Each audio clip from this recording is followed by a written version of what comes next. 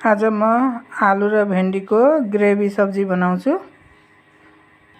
अब म यसलाई काटकुट गरेर रेडी गर्छु। यो भेन्डीलाई मैले ठुल्ठुलो गरेर काटेँ। आलुलाई मैले ग्रेड गरेछु। अब म भेन्डी फ्राई गर्न जाँदैछु। मैले ग्यास जलाएर कराई बसाएँ। अब म तेल हाल्छु कराईमा। कराई तात्यो। मैले कराईमा तेल हालेँ। तेल तात्यो। म भेन्डी फ्राई गर्दैछु पहिला।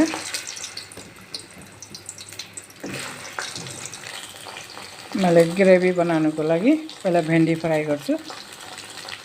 भेन्डी फ्राई भइसकेछ। अब म यसलाई एकछिन उतार्छु। भेन्डी फ्राई भयो, मैले उतारेँ। दुईटा खुर्सानी काटेको थिएँ, खुर्सानी हालेँ। एउटा प्याज काटेको थिएँ, प्याज पनि हालेँ। मैले अदुवा र लसुन पिसेको थिएँ, हालेछु। हल्दी हालेँ। म जिरा हालेँ। तोरी हालेछु। टमाटर मिक्सी घन्टामा गुडा गरेको थिएँ, हालेँ टमाटरलाई।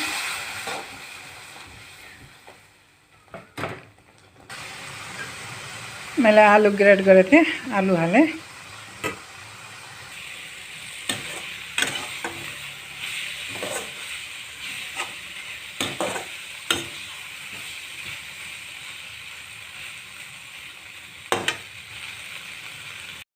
पानी हाल्दैछु। अब ग्रेभीको लागि पानी हालेँ।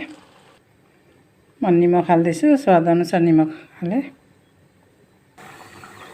मैले ग्रेभी बनाउनुको लागि भेन्डी हालेँ, फ्राई गरेको भेन्डी मैले हालेछु।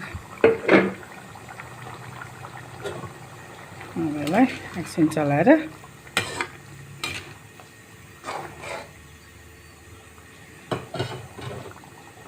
अब म एकैछिन ढाकिदिन्छु। भेन्डीको ग्रेभी सब्जी बनेर तयारी भयो।